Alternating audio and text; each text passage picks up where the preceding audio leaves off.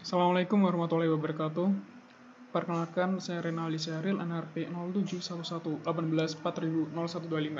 Saya perwakilan dari kelompok 6 akan menjelaskan sifat-sifat transformasi Z.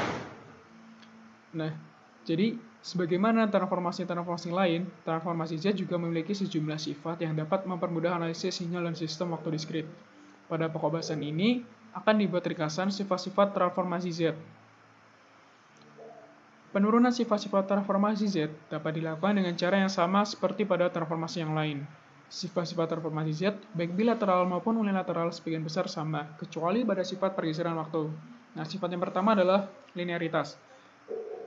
Jika X1N sama dengan X1Z, nah, dalam simbol yang pertama ini adalah dalam domain waktu diskrit, sedangkan yang ini adalah dalam domain Z. X1N jika X1N sama dengan X1Z dan X2N sama dengan X2Z, maka A1X1N ditambah A2X2N sama dalam domain waktu Z juga A1X1Z ditambah A2X2Z. Jadi ini dan ini adalah sama. Maka itu transformasi Z juga memiliki sifat linear. Berikutnya adalah pergeseran waktu. Dalam pergeseran waktu terdapat dua, yaitu yang bilateral dan juga yang unilateral. Pada yang bilateral, cukup sederhana sekali, jika Xn sama dengan Xz, maka Xn minus N0 sama dengan Z minus N0 kali Xz. Jika ini N plus N0, maka ini tinggal diubah menjadi positif, menjadi N0 saja. Jadi sangat mudah sekali jika bilateral. Namun jika transformasi Z unilateral, terdapat sedikit perbedaan, yaitu untuk Xn kausal, maka setiap bilangan bulat N0 lebih dari 0 diperoleh seperti berikut. Kita ambil contoh yang pertama adalah Xn plus N0.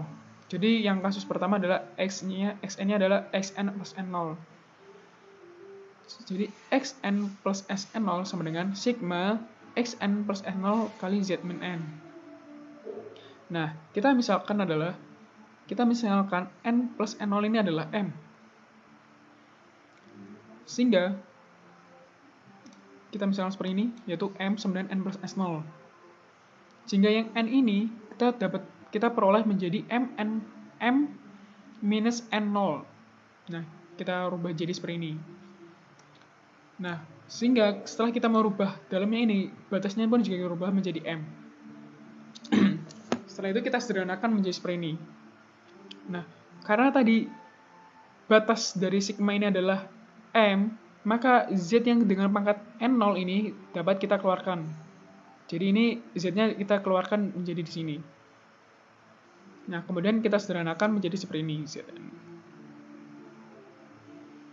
Jadi Zn0 ini kita bisa mengeluarkannya karena batas sigmanya adalah M. Nah, berikutnya adalah untuk waktu Xn minus N0.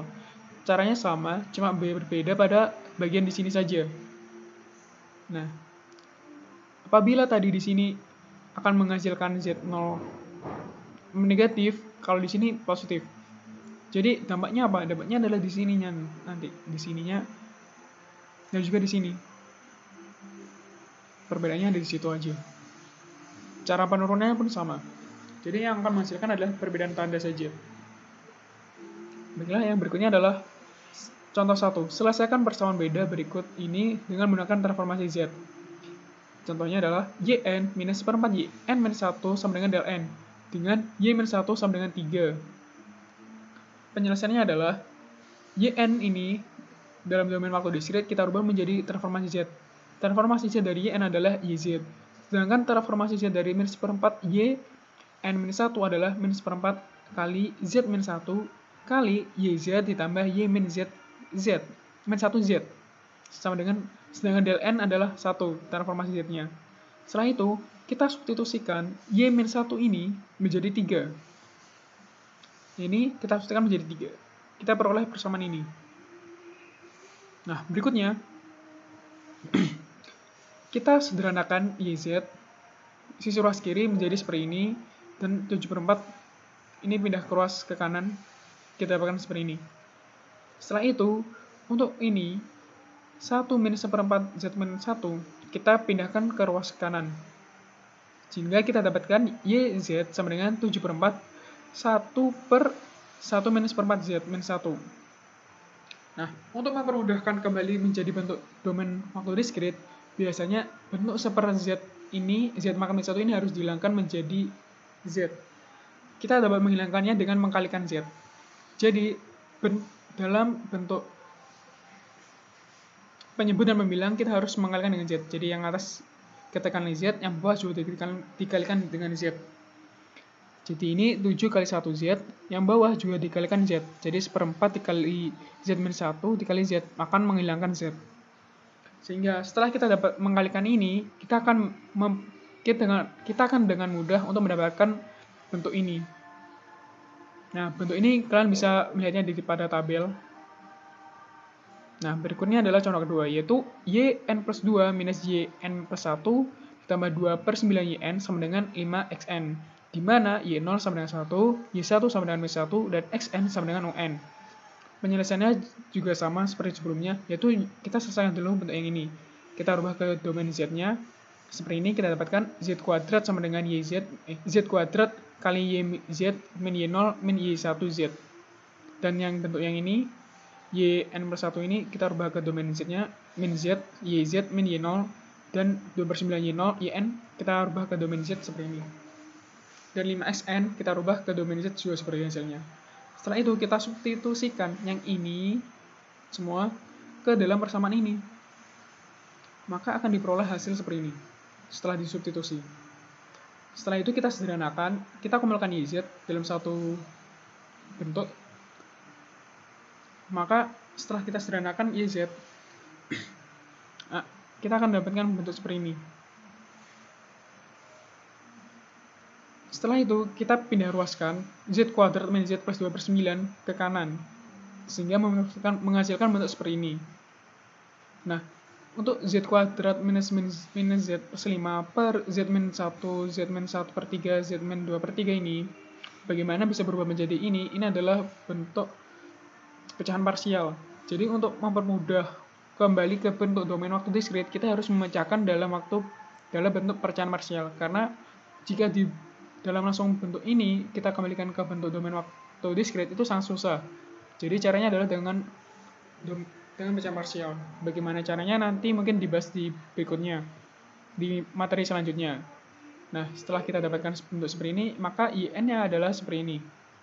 Kita dapatkan YN ini, yaitu YN sama dengan 4/5/2, UN plus 4/3/2, 1/3 pangkat N, UN min 4/3, 2/3 N kali UN. Nah, untuk penyekalaan frekuensi, AN dikali XN sama dengan sigma AN kali XN dikali Z makan minus N.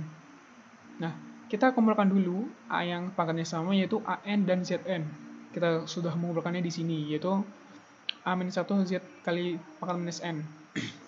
Setelah kita kumpulkan, nah bentuk ini adalah bentuk dari transformasi Z. Jadi kita bisa menyederhanakan bentuknya menjadi seperti ini. Nah, untuk contohnya adalah penyekalaan cos. Untuk Xn sama dengan cos omega 0n dikali UN, bentuk transformasi Z-nya adalah ini. Yaitu Z kali Z minus cos omega 0n per Z kuadrat minus 2Z cos omega 0 plus 1. Nah, ini bagaimana? Ini didapat dari mana? Ini didapat dari tabel transformasi Z. Jika kalian penasaran bagaimana menurunkannya, kalian mungkin bisa cari sendiri atau bagaimana itu. Tapi kalau misalnya kalian kepo aja sih, kalau misalnya enggak ya udah langsung comot aja dari tabel. Nah, berikutnya adalah jika YN adalah AN cos omega 0n UN, maka YZ-nya adalah A-1Z A-1Z min cos omega 0n per A minus kuadrat Z kuadrat minus A-1Z cos omega 0 plus 1. Jadi di sini ada penambahan A untuk setiap ruasnya. Ini A, untuk Z atas ini juga dikalikan A, ini juga dikalikan A, ini kali A. Jika disederhanakan akan memperoleh bentuk seperti ini. Nah, berikutnya adalah penyekalaan sin. Untuk penyekalaan sin tidak berbeda jauh dengan penyekalaan cos. Jadi hampir sama saja, yaitu YN jika AN sin omega 0 UN kita dapatkan bentuk dalam tabel seperti ini. Kemudian dikali dengan AN ini jika dikalikan suatu konstanta an, maka akan menghasilkan bentuk seperti ini. Nah, berikutnya adalah diferensial terhadap z. Dari xz sama dengan sigma xn kali zn, maka dxz per dz sama dengan sigma minus nxn kali z minus n minus 1. Nah, sama dengan ini z pangkat minus 1-nya ini kita dapat mengeluarkan karena batasnya adalah n. Jadi ini adalah sebuah konstanta, kita dapat mengeluarkannya sehingga minus z minus 1 sigma nxn kali z minus n. Hasil akhirnya adalah seperti ini. Secara umum, apabila ada nk xn sama dengan bentuk diferensialnya adalah minus z d per dz pangkat k kali xz. Nah, contoh diferensial terhadap z adalah dapatkan yn sama dengan n plus 1 un. Penyelesaiannya adalah sebagai berikut. Kita selesaikan dulu yang n dulu. Jadi n dulu ini. Sehingga n ini adalah minus z d per dz un sama dengan min z d per dz z per z minus 1. Kita memperoleh hasil seperti z per z minus 1 kuadrat. Jadi kita selesaikan dulu yang ini. N nih. Kemudian kita selesaikan yang n kuadrat un. Caranya juga sama, tidak memiliki perbedaan, yaitu min z d per dz kuadrat on sama dengan min z per dz kali min z d per dz on sama dengan min z d per dz kali z per z minus 1 kuadrat sama dengan z plus z sama dengan z kali z plus 1 per z min 1 pangkat 3. Sehingga kita dapatkan yz sama dengan yang ini tadi ditambah dengan ini, hasil ini tadi, hasilnya adalah 2z kuadrat per z min 1 pangkat 3. Nah, sifat berikutnya adalah nilai awal dan nilai akhir. Untuk sekuen kausal xn, xz dapat ditulis dengan sebagai berikut. Xz sama dengan x0 tambah x1 z pangkat min 1 tambah x2 z pangkat min 2 tambah xn z min n. Untuk z menuju tak hingga suku z minus n sama dengan menuju 0. Maka limit z menuju tak hingga xz sama dengan x0. Untuk n lebih besar dari n1 menuju lebih besar dari min tak hingga. Dari sifat pergeseran, kita dapat memperoleh xn minus 1 sama dengan 1 min z min pangkat min 1 kali xz. Ruas kiri persamaan dapat ditulis sebagai berikut. Jadi ruas kiri ini dapat kita tulis sebagai berikut. Sigma xn min 1 kali z pangkat minus n sama dengan limit n menuju tak hingga sigma xn minus 1 kali z pangkat minus n. Jika z menuju 1, maka limit z menuju 1 minus z pangkat minus 1 kali xz sama dengan limit n menuju tak hingga sigma xn minus xn minus 1 sama dengan limit n menuju tak hingga xn sama dengan x tak hingga. Dengan asumsi ax tak hingga itu adalah ada. Nah, berikutnya adalah sifat konvolusi. Jika yang konvolusi ini adalah waktu diskrit, yaitu yn sama dengan xn konvolusi hn, maka dalam domain z, kita dapatkan yz sama dengan xz dikali hz. Jadi tinggal dikalikan saja jika di dalam domain z. Contohnya adalah, jika hn 1, 2, 0, min 1, 1, dan xn adalah 1, 3, min 1, min 2, maka kita merubah hn ini menjadi domain z dulu, yaitu 1, 2z min 1, min z pangkat min 3, nolnya nggak ada, jadi z pangkat min 2 kita nolkan, kemudian z pangkat min 4. Xn pun juga sama, yaitu 1 plus 3z min 1, min z pangkat min 2, min 2z pangkat min 3. Sehingga yn sama dengan xn konvolusi hn, kita tinggal mengkalikan hasilnya ini hz dikali dengan xz dikali. Jadi kita ambil contohnya untuk yang pangkat terendah dulu, yaitu 1 kali 1, kita dapatkan sebagai 1 pangkat tertinggi. Untuk pangkat yang terendahnya itu z pangkat min 4 dikali minus 2z pangkat min 3. kita peroleh ini.